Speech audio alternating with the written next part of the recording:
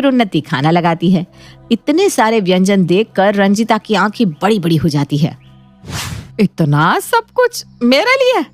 अरे भाई, इतना सब कुछ करने की क्या जरूरत थी? ये सब किसने बनाया? ये सब उन्नति ने बनाया है, आप खा के तो देखिए। रंजिता जैसे ही खाती है, खाना तो लाजवाब है, खाकर मन खुश हो गया। बहू, तेरे हाथ में तो जादू है, जादू। खाकर पेट भर गया लेकिन मन नहीं। अरे बहू, इतना सब कुछ तुमने बनाया कैसे? बना लिया समधन जी, मेरी बहू काम करने में ना माहिर है। वो तो हमेशा से ही इतना खाना बनाती आई है। तब तो बहुत अच्छा है समधन जी, ऐसी बहू ना भाग से मिलती है। और नती, सच में बहुत स्वाद खाना बनाया। रंजिता 1100 रुपए निकालकर उन्नति को देती है। ये रख बहू। ये क्या आंटी जी? नहीं नहीं नहीं, ये मैं नहीं ले सकती। अरे बहू, ये तेरी पहली रसोई का नेग है। मैंने तेरे हाथ का पहली बार खाना खाया है ना, ये तो तेरा हक बनता है। रख ले बेटा। थैंक यू आंटी जी। उन्नति नेक का पैसा रख लेती है। प्रतिभा और रंजिता बहुत देर तक बातें करती रहती हैं। रात को उन्नति दोनों को दूध देकर रसोई का सारा काम करके अपने कमरे में चली जाती है। रात को रंजिता अपने कमरे में सोने जाती है और खुद से कहती है, एक उन्नति है और एक मेरी बहू। जब से मैं आई हूँ तब से वो रसोई में बेचारी लगी पड़ी है। सुबह से लगकर इतना खाना बनाया। राशि तो जब देखो बैठी रहती है, उससे कुछ काम बोलो और रो लो। अगली सुबह उन्नति सबसे पहले उठकर घर के सारे काम कर लेती है और प्रतिभा के उठते ही दोनों समधनों को चाय देती है। मम्मी जी, नाश्ते में क्या बनाऊं, आप ही बता दो। बहू तो उपमा बना ले, हल्का भी रहेगा। कल बहुत भारी हो गया था खाना। ठीक है मम्मी जी, आप दोनों चाय पीकर नहा धो लीजिए, तब तक मैं नाश्ता तैयार कर देती हूँ। उन्नति रसोई में चली जाती है। बहू, एक छोटी सी छोटी चीज भी आपसे बिना पूछे नहीं करती। ये सच में बहुत बड़ी बात है समधन जी। सो तो है, इस घर में एक पत्ता भी मेरी मर्जी के बिना नहीं हिलता। ऊपर से बहू ही सारे काम करती है, काम वाली भी नहीं रखती हूँ मैं। आपकी बहू तो आपकी बहुत सेवा करती है, हाथ में ही सब कुछ पकड़ाती है। बहुत किस्मत वाली हैं आप। किस्मत वाली तो हूँ ही। इसी तरह दिन बीतने लगते हैं। उन्नति अपनी सास के साथ साथ रंजिता की भी खूब सेवा करती है। एक हफ्ते बाद रंजिता कहती है, समधन जी, अब चलती हूँ मैं, मुझे आज्ञा दीजिए, बहुत दिन हो गए हैं। थोड़े दिन और रुक जाती तो अच्छा रहता।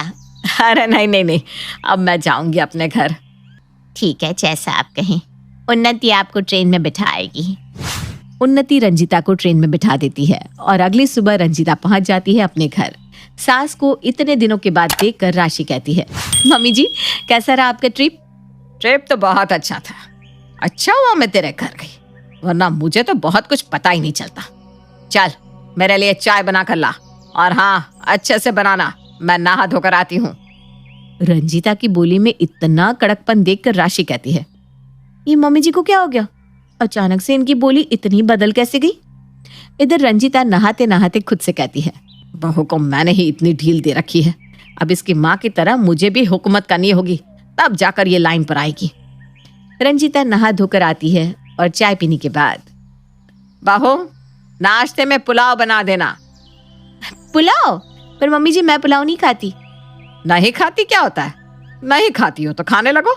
इस घर में वही बनेगा या वही होगा जो मैं कहूंगी। मेरा मुंह मत देख, मुझे भूख लग रही है, पुलाव बना कर ला।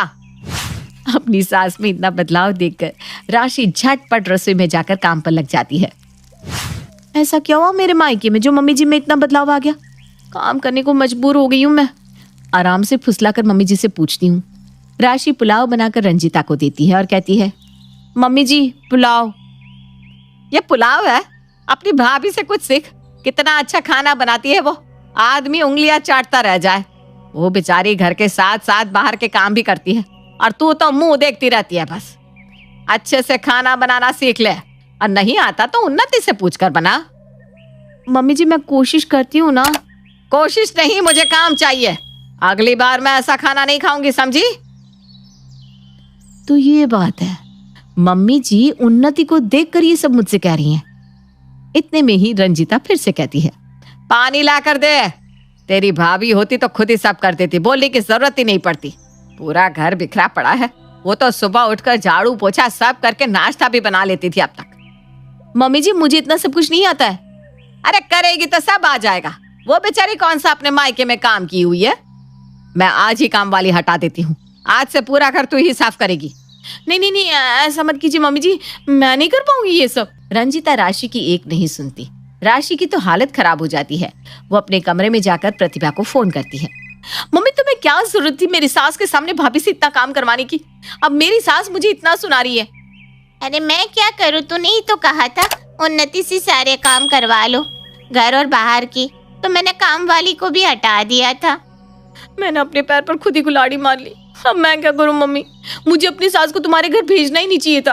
अब तो वो मेरे सर पर चढ़कर नाच रही हैं। तो तू ही बता मैं क्या करूँ इसमें? मैंने तो तेरे भले के लिए किया, जो किया वो भी तेरे कहने पर। लगता है भाभी की हाई लग गई मुझे। मेरी वजह से उन्हें इतना काम करना पड़ा। इतने में ही रंजीता कहती है, ए बहू, फोन पर ही लगी रहेगी क्या? दोपहर का खाना कौन बनाएगा? चल जाकर काम पर लग जा। बैठने का इसे बस मौका चाहिए। और वो उन्नति है, जब देखो काम करती रहती है, एक मिनट बेचारी नहीं बैठती। काश मुझे वैसी बहू मिलती। ऐसे सब कहते हैं जो मिले उसे अपने हिसाब से बना लेना चाहिए। अब मैं भी ना तुझे अपने साँचे में डाल लूंगी। रंजीता की बात सुनकर राशि कहती है, सब सच ही कहते हैं, जैसी करनी वैसी भरनी। मैंने भाभी से काम करवाया, अभी मुझे उसकी भरपाई करनी पड़ेगी, वो भी दुगनी। अब हर वक्त रंजीता राशि को ताने देती रहती और उससे सारा घर का काम करवाती रहती। यहाँ तक कि रंजीता राशि से अपने पैर भी दबाने लगती है।